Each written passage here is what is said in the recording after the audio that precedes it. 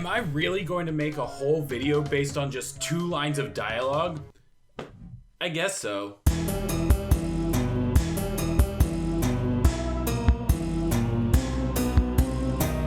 Because it's Thursday.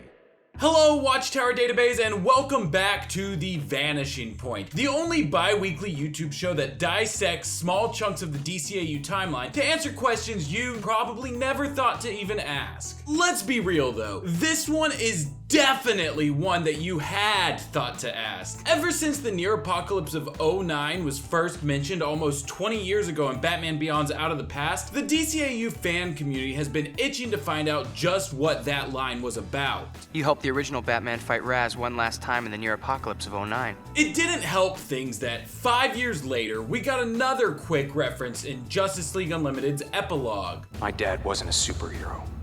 He didn't save the world from the near apocalypse of 2009. But with 2009 having come and gone, and a whole decade separating us from then, it seems as if the fan desire to see this great battle play out will never fully be realized. Sorry guys, it's just not gonna happen. But was it ever supposed to? You see, the near apocalypse of 2009 is an event that can be categorized to fall under the noodle incident trope. The name of this trope comes from a running gag in Calvin and Hobbes, where Calvin's stuffed tiger Hobbes would bring up the noodle incident, which would result in Calvin having a freak out and denying that he had any involvement in this incident that we never saw happen. By the time that the 10th anniversary book was released for the series, creator Bill Watterson explained, Hamster Huey and the Gooey Kablooey, much like the noodle incident I've referred to in several strips, is left to the reader's imagination, where it's sure to be more outrageous. So, like Budapest in the Avengers or the pineapple incident in How I Met Your Mother, it seems like the near apocalypse is just meant to be left to the imagination.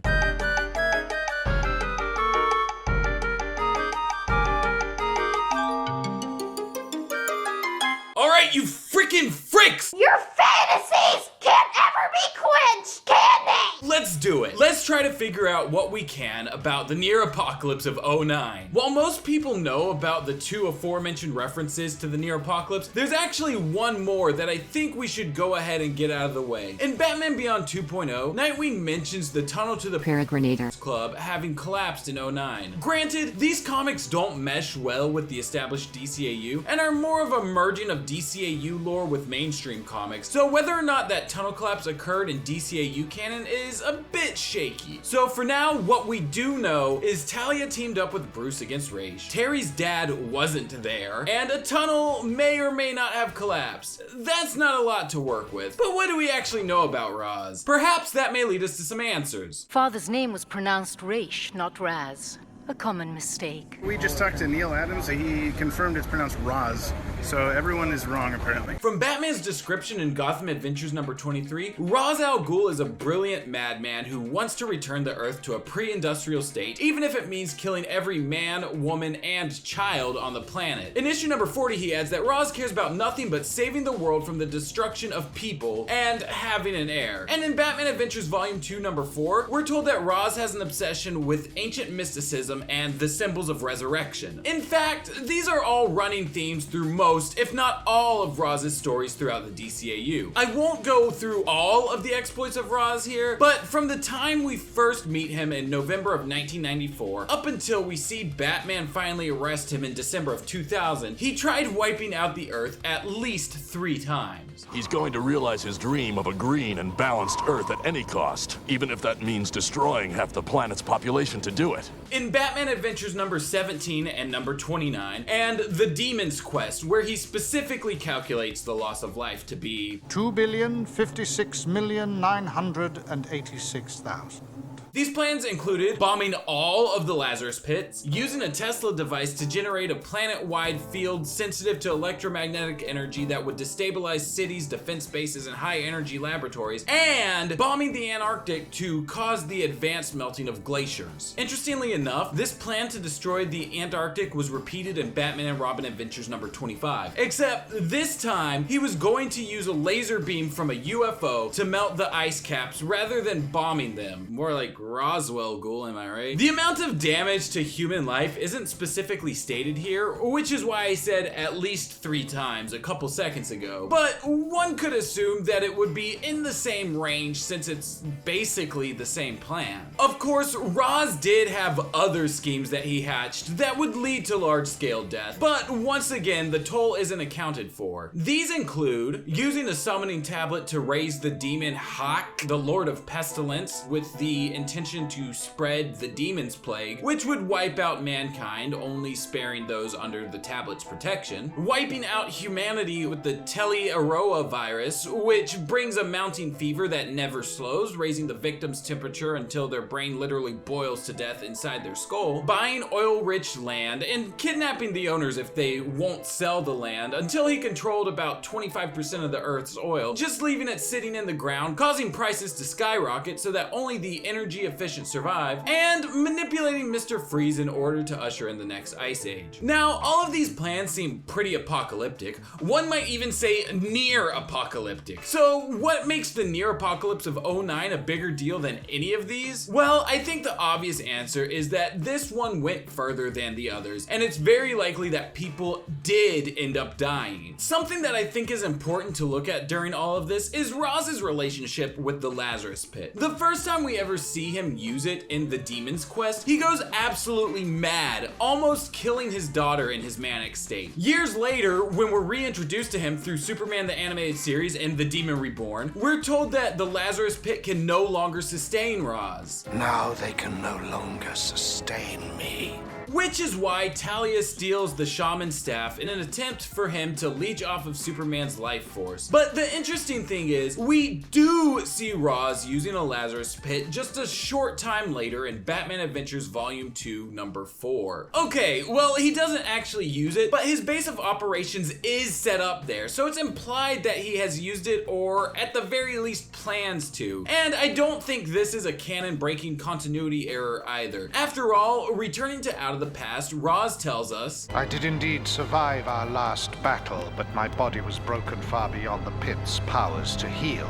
And this being in 2009 would be roughly a decade removed from anything that happened in Superman the Animated Series. So despite the fact that the pits could no longer sustain him, he kept using them. One could assume this would mean he needed to use them more often, and that in turn, the side effect of his enraged state would have amplified. Except there's one tiny problem here. We already established that Batman finally arrested him, and if he's behind bars, he likely wouldn't have access to the Lazarus Pit. We could perhaps assume that Roz made a quick escape, but with this being set in December of 2000 and Ubu being in the henchman bar in Batman and Harley Quinn, I'm gonna assume his master may still be behind bars by late 2003. But we have seen what happens to someone who used the Lazarus Pit and no longer has access to it. Looking at Batman the Animated Series episode Showdown, we're told that following the imprisonment of Roz's son, Arcady Duvall, The privations he had suffered had left his mind shattered. Luckily though, we have a way around this, no matter how long Roz stayed in jail. Back in Batman Adventures The Lost Years number 5, Roz's men steal the Spirit of the Eternal Soul, a statuette that was shaped and forged by chemicals from the Lazarus Pit that he claims can be used to stave off his need for renewal for decades. While that story does end with the artifact in Nightwing's possession, Roz insists he'll have it back someday. And while we never actually see that play out, with the Demon's Head presumably behind bars for years without access to the Lazarus Pit, it makes all the sense in the world that he would have found a way to smuggle in this statue or something similar in order to keep himself alive. From here on, things get a little less conclusive, so there's going to be a lot of conjecture. Despite the last time that we see Roz being a story where he's trying to take out Batman's rogue gallery, as I stated earlier with the Mr. Freeze story, he has been known to team up when necessary. So who else would have interest in aligning themselves with Roz? I think the obvious answer here is Poison Ivy. In fact, Paul Dini recently revealed there were plans for a team up between the two set during the new Batman Superman Adventures era, but it never came to fruition with how quickly they had to switch gears to Batman Beyond. Plus, in Batman Adventures Volume 2 Number 1, Ivy says she's never heard of Roz, and I'm sure after being stabbed by one of his men, she probably wouldn't be too keen on working with him. Then again, this version version of Ivy does die, so I guess maybe the Ivy that's running around later would be more open to the team up.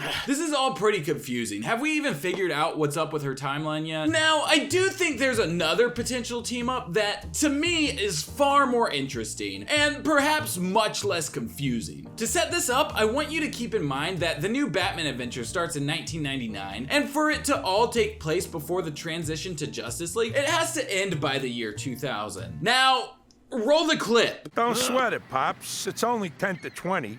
And maybe we can find you and Daisy May a nice prison farm. That's right, motherfrickers! This is a Critters episode! Honestly though, Farmer Brown, the mastermind behind my favorite episode of the entire DCAU, Critters, is scheduled for release as early as 2009. Coincidence? Perhaps. But at the same time, you can't tell me that this episode doesn't have a lasting impact on the world of the DCAU. I mean, take a look at these critters, and then take a look at this dog that's hopped up on Sarah Stone in Batman Beyond. Totally the same science went into creating both of them, and you can't tell me otherwise. But maybe the team up with Roz is a stretch. So let's put a pin in the supervillain team up idea altogether and see what else we can figure out. We've established already that while some of his oil-rich land was ill-gotten gains, he did purchase some of it outright. This was a plan that Roz admitted would take decades to fully realize, and with the fact that he now only owns a fraction of that land, one could assume it would take even longer. But it may still have some impact by 2009. Moving our attention to Gotham Adventures number 9 though, Roz tells us that he has plans in play that require Bruce Wayne to be alive. We never see these plans played out, so maybe these have something to do with the near apocalypse. And with Bruce having told us that he has no holdings in the oil industry, this line effectively takes that plan off the table. If we're being honest, I think the most likely solution is that Roz returned to some form of his original plan to bomb all of the Lazarus Pit locations from his introductory episode, The Demon's Quest. Returning to the map laid out in that episode, there's one pit that's clearly in the area where the DCAU's Gotham is located, and bombing this could quite possibly collapse the tunnel to the Peregrinator Club, as well as lead to the desolation we see in the lower levels of Gotham by the time of the Beyond era. Not to mention that if he does rehatch an old plan, this gives a bit more credence to the supervillain team-up idea as a way to keep Batman distracted long enough to have a higher chance of success this time around. But I think the nail in the coffin for this theory is the project's name, Project Orpheus. Orpheus, from Greek mythology. He descended into the netherworld to bring his beloved back from the dead. Which is a premise that should sound familiar to you because, well, in order to save my life, I called upon Talia to undertake the ultimate act of loyalty. it sounds a lot like this time around, Talia takes on the role of Orpheus. Now, before I go, there is one more piece of information that I think is important here, but I wasn't quite sure where to put it in, so I'm just gonna do it here at the end. Returning to Gotham Adventures number 9, Talia tells Batgirl, "You won't survive our next meeting, little girl." While we never see Barbara cross paths with Roz and Talia again after this, both seemingly know that Bruce was in love with her due to this line. I know you loved her. 'Cause, you know, that's Roz in Talia's body, and Bruce doesn't question why Talia would know that, so Talia obviously does know it, and Roz knows it because he's the one saying the words. We've established already that Bruce and Barbara are in a relationship by the time of Return of the Joker, and that's only a few years before the near apocalypse. So is it possible that Barbara was a key player? Did Roz or Talia attempt to kill her? Is this why she said she had bullet holes in her costume? I see you sewed up the bullet holes. After all, that issue of Gotham Adventures does have Barbara attempting to use a gun to kill Roz's ally, Sensei, so it certainly would seem like a way to pay off that encounter. I can't say for sure either way, but it is definitely interesting to think about, as is all of this really. Despite the fact that I researched all of Roz and Talia's and the Society of Shadows and the League of Assassins, and there's 15 different names for this group, I still can't tell you with certainty certainty what happens during the near apocalypse. And I don't think I want to, if I'm being honest. I think this is one of those things that is best left to the imagination. So I'm gonna ask all of you guys today for my question of the day. If you were writing the near apocalypse of 09, what would you want to happen? Now, before I go, I want to thank all of these lovely people for helping support us on Patreon this month. Honestly, all of your contributions mean a lot to us, even if they're as small as $1. If you don't see your name on the list and you want to get it on there for the next time, you can head over to patreon.com/DCAU Watchtower and we'll get it on there for, well, James just switched up the perks, but I'm pretty sure this one is still as low as $1. There's a lot of new stuff going on over there, so if you want to head on over there, check it out. There's a lot of behind the scenes stuff that you can get your hands on, as well as voting in polls, coupons for merch, or live stream hangouts, just a ton of stuff going on the Patreon, and I don't even know all of it. Do I look like I'm prepared? With all that being said, I've been Matty Washburn. This has been The Vanishing Point. Bada boom. If you know the word Triceratops, you'll know what I'm talking about. Some of y'all are gonna be like, I know the word Triceratops, but why is he doing a bada boom? I love you guys. Bye.